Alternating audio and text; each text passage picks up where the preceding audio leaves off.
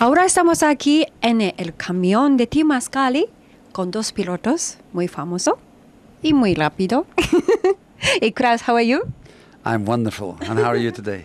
Estoy aquí con Klaus Stewart, el propietario de Team ASCARI y Club ASCARI, como ustedes saben, y también, el piloto de Team ASCARI, y junto con Kevin Vida. Pardon.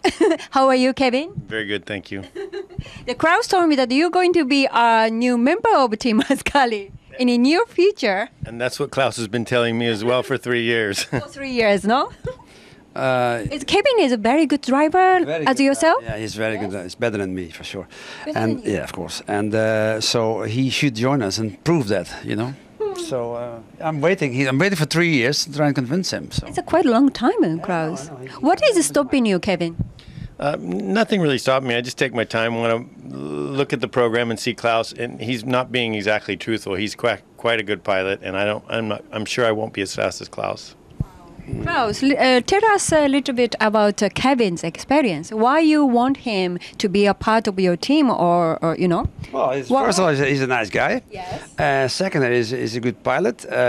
He drives with Ferrari F1 Clienti, which is a nice little club, but it's you can't really race there, and it's also pricey. With us, you would be able to do lots of testing, store your car, maintain your own car, have your own car, and join the BossGP series, which will have like 14 races a year, around 7 different countries. 7 different circuits in 7 different countries. So it's very interesting. We use very nice circuits. For example, this year we started with Hockenheim. The second race was Donington. The third one was Spa-Francorchamps. Then we went to Zandvoort, Marlboro Masters. Or sorry, I'm not supposed to say that. Masters. After that we went to the A1 ring or Red Bull ring in Austria. And now we're at Monza. Yes. And the last race will be held at ASCARI on the 12th and the 13th of November. So. I can't wait. So there are about the nicest circuits you can imagine, yes. and obviously the nicest cars you can imagine. So it's a fantastic championship, and it's just the ultimate you can imagine of car racing. There isn't anything better. No. That's for sure. Brown, everything correct that the word Klaus said just now? Did I what? Sorry? Everything is correct, no? That word, yes. Yes, of course. I have to say that anyway. Thought about afterwards. If it doesn't. So Klaus, you are looking forward to going back to your club ASCARI in London for the final. Yes, obviously it's another, how long is the way? But a month and a half, something like that. So yeah, we're going to have the final party there, the final race of the championship. So we'll make a big party out of it, and then we have a lot of entries. We're going to have a lot of entries. We're going to have we're making up grandstands. So also for people from Marbella and Ronda to come and watch. Oh, okay, so the viewer, if they want, they can just book through your website, and they can come. Yeah, we can book tables. We do catering, so we have like a VIP section with big tables of 8 or 10, and then we have another sections of just grandstand for people that want to sit in the grandstand. Yes, so we allocate probably a total of maybe 1,500 people. 1,500 people. Something like that. Yeah. Oh, that's good. So soon we will inform you, all of you, that how to get a ticket through ASCARI website and also the BossGP website. You're correct, yes. Yeah. So Kevin, we will see you there also, yes? Oh, in the club. They see me there. I don't know if I'll be driving. We'll continue to talk to Klaus about that, but I'll be there to support my friend Klaus, see that he wins the championship and maybe the races too. Okay. Excellent.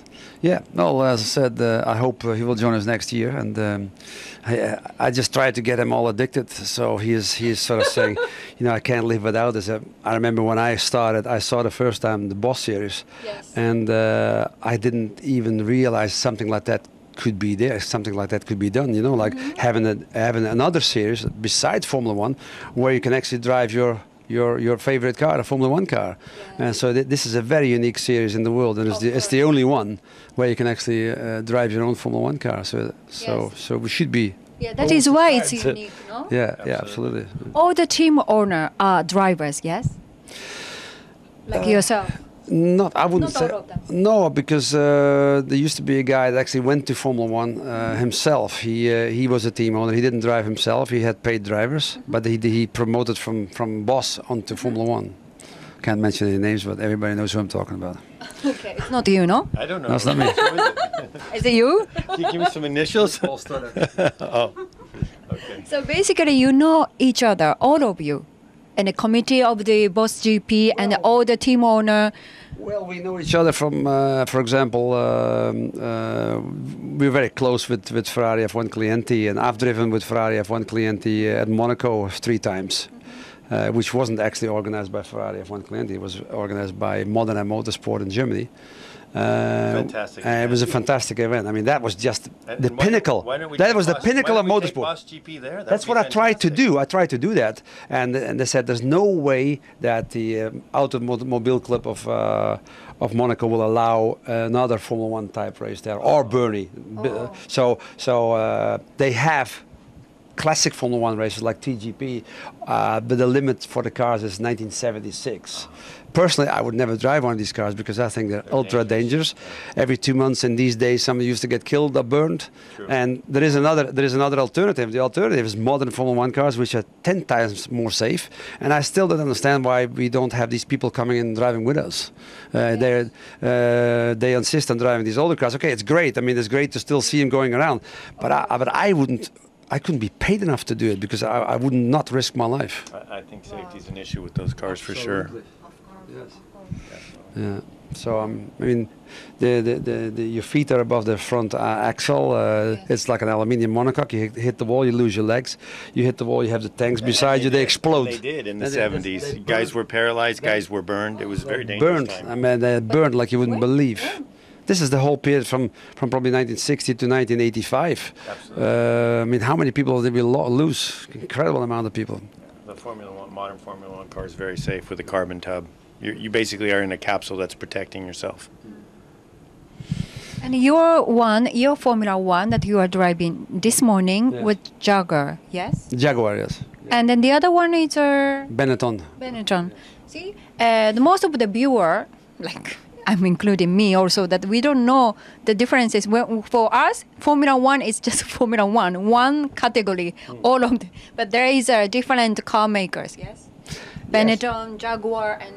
Yes, some are specific Formula One companies that build their own cars. Some are branded by... Which you prefer normally? Sorry? Which one you prefer? Which car? Yes, which car? Well, obviously the most modern one, which I'm driving right now, because yes. I must say the Benetton industry does very well. I mean, the car has been very good to us. It's been very reliable. We modified 6 cars ourselves. We changed the chassis. We put a different engine. At that time, you could do that. I think nowadays it's not a wise thing to change the modern car because everything is on a limit. So I would not convert a modern Formula One car anymore. But in 1987, they were built like brick toilet places, and they were so strong. So there was plenty of room for modifications. Nowadays, you see, I wouldn't do it anymore. So now it's important to keep the cars original, because it's so close to the limit, you know. So there is nothing to modify at all. No. What I'm saying is it's important to if you have a 2004 car, you keep it original. Keep the original engine, the original gearbox, original software. That's very important. And Kevin, which car you prefer to drive normally? Well, I actually own a 2004 Ferrari, so I like that car. It's not eligible to race in this series, or Ferrari doesn't allow it to race, but it's a fast car. It's a very safe car. Safety is important to me as well. But anything in that era, the modern era of a 2000 Formula One car to, say, maybe 2008, they're fantastic cars. Wow, we are again. I'm learning so many different the new stuff here, Klaus. I'm getting to know the Formula One world, thanks to you. Yeah, you don't. I didn't know which one is the engine 6 months ago, Kevin. I'm not joking. Well, anyway, you can tell by the sound the difference between Formula One now and a regular car. Yeah. Yes, yes. So that's all you need to know. It's the same for me. That's what I come for. There's a sound and to watch Klaus race. How long are you driving in your life? I've been driving since I was a teenager. I was a motorcycle racer, but Formula One only 6 years now. Oh, okay. And you started driving when you were 7, was it? Yeah, motorcycles. No, 9 years. I had my own motorcycle. Yeah, I bought myself a legal one. Okay. And terrorized the whole neighborhood. Of course. And I got sort of punished by my father. But later I was told that my mother said he was very proud because he used to race bikes himself. But he had to punish me because obviously it was part of his duty to try and bring me up properly. Yeah. So it's horrible. Apart from your father, your family in the family for a long time. If you see the picture at ASCARI, we have a picture of 1920, and it already says KJ Sword Motors. So we were already in the motor business then. And my grandfather had number 3 car in the country, I think. So it's been in the blood ever since. Yes. Yes. And all your children are good racers. Racers as well. My daughter is a racer. My son is a racer. They beat you sometimes? Yeah, sometimes. Yeah. Of course. Hard to admit, no? I mean, I raced with my daughter in a Clio Cup, and I can't drive a front-wheel drive car. It's just impossible. So I stuck it in a wall, and she beat me, of course. My son also has beaten me in Formula 1s already. So. Oh, that I remember. His son has beaten me as well. I raced with his son in Spa in a sports car race in a prototype, and I think he beat me in that race. Yeah, do you know? I think. I think he did. Yeah. See, I do remember when maybe 7 years ago, 6-7 years ago at Club ASCARI, there is a championship and then the gala. I think your son was a first prize. Was what? Sorry. Your son was a winner. Oh, I think. Possible. Yeah. Sure. Yeah, I'm sure. I was there. Yeah. He's very good. 7-8 years ago. He's very good. He's very good, good. no? Yeah, he's good. Yeah, you said he's good. You're proud of him, but you want to win, no? Of course, I want to be proud of him. Yes, I am. So that's good. Yes, you're the winner always. Well, we hope that again Klaus will be a winner of this BossGP 2011, and then hopefully we will have a Kevin for the Team ASCARI next year, or from the final of the ASCARI. Yes. Yes. Let's go for it. Let's go for it, Kevin. Why not? Let's go. Or you can just join for the party this time, and then from next year you can join formally to Club ASCARI. I'm good for the party. Me too. Absolutely, we'll party. Yeah, of course. Yeah, I'll just have to party afterwards. Yes, of course. Congratulations, Klaus, again, and good luck for this afternoon. And we will see you all both in Club ASCARI in November for the final.